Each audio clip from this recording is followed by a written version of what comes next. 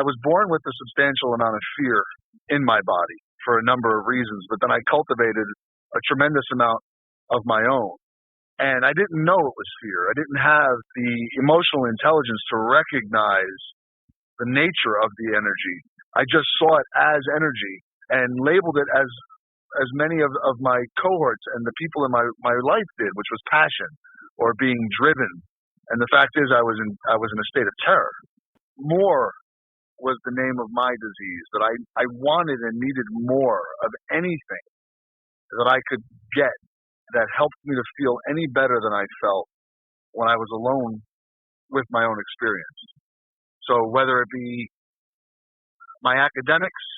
my experience with food, my experience with alcohol and drugs,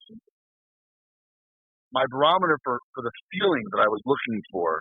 was broken, and I needed way more than any one human being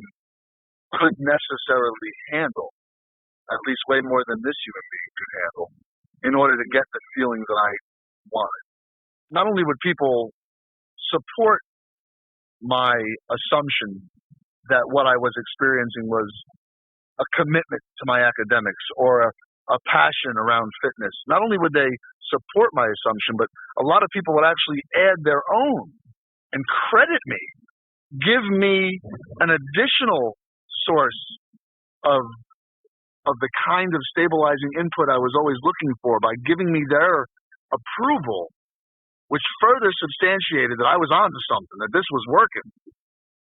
But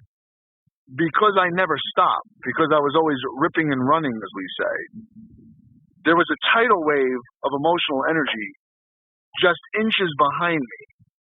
And whenever there was an opportunity for it to wash over me, because I couldn't do